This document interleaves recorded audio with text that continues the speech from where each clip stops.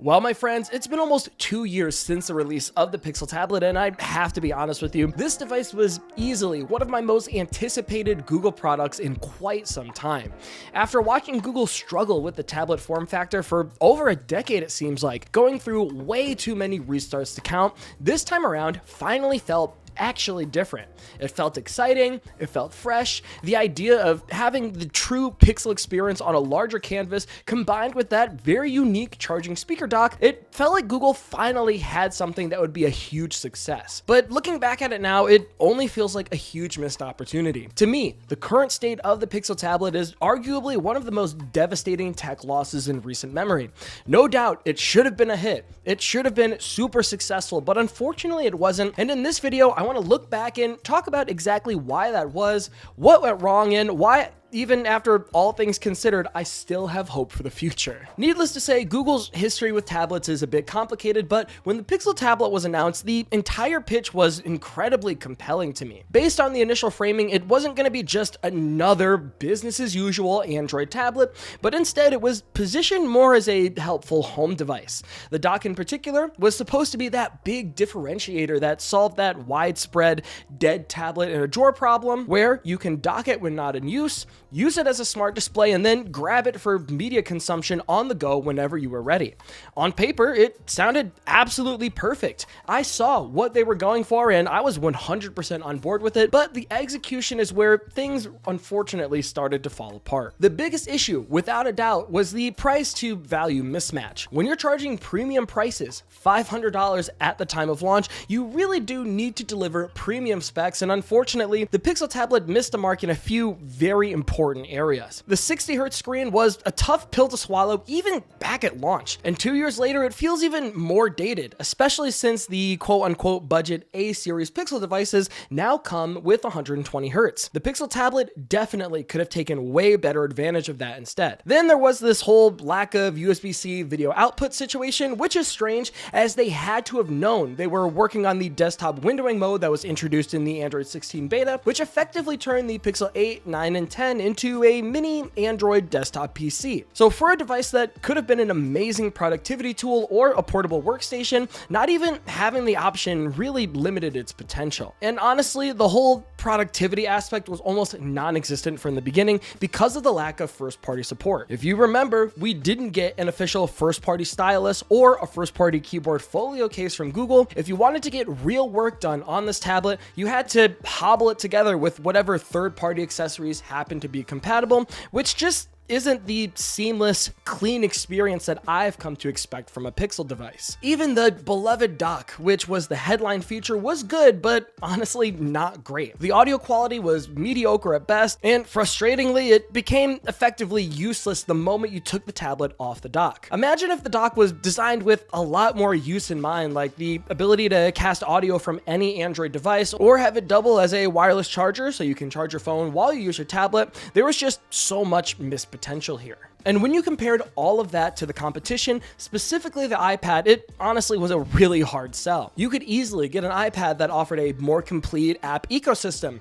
better processing power, a better display, and better longevity for a similar or better price without having to be stuck with the already outdated Tensor G2 chip. Also, real quick, that iPad comparison brings me to what is probably the biggest issue with this whole Pixel tablet situation: Google's reputation for killing products before they ever get a chance to truly mature. We all know the stories from the Google Graveyard, from Stadia to Google Glass and the Pixel Book, the Pixel Slate, and so much more. Not to mention all the software items that have been killed off over the years as well. It does make consumers worried, wondering what's going to happen if the Pixel tablet line isn't wildly successful. When you buy an iPad, on the other hand, you have a decade of assurance that Apple isn't going to suddenly get bored and walk away. But with the Pixel tablet, you are asking people to spend $500 on a first-generation product from a company that has a history of cutting its losses for products that aren't super successful. That creates a real hesitation for people, and it makes it incredibly hard for consumers to dive headfirst into a Google ecosystem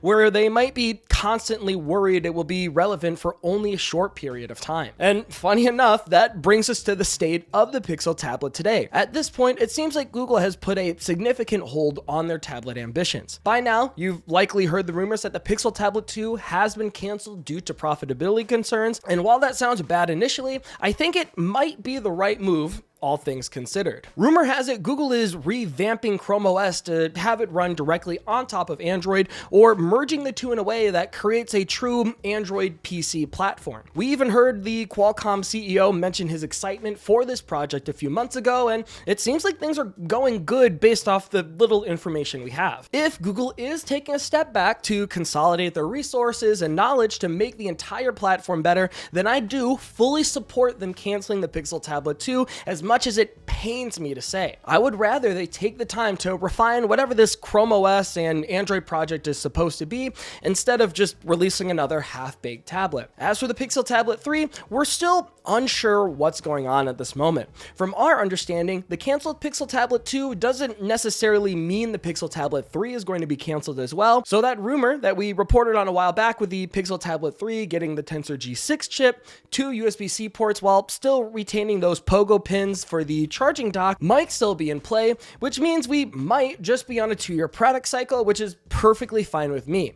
But at least for now, we'll have to wait and see what kind of rumors circulate about this device sometime in the upcoming year. Now, despite everything I said, I have to admit I do have a soft spot for the original Pixel tablet. It was Google's first tablet that we've seen in years. The charging dock I think was genius, albeit a bit flawed in execution. It was a tablet that had that pure googly Pixel software experience, and right now I'm pretty sure it's the only tablet that has access to Material 3 Expressive, not to mention it has a ton of personality, kind of like a charming little experiment, which is something we really don't see much from Google these days. That's not necessarily me condoning that you buy it, but if you do, I think you have to look at it strictly for casual content consumption. Watching videos, watching Netflix, playing games, all of that is perfectly fine in 2025, no questions asked. I personally love having it docked in the most used room in my house, like the kitchen for playing music, watching movies or TV while cooking or viewing recipes. In the office, it's a great secondary display for music, timers, or just keeping an eye on random bits of data. Not to mention, tap to cast with ultra wideband Pixel phones to the Pixel tablet is a really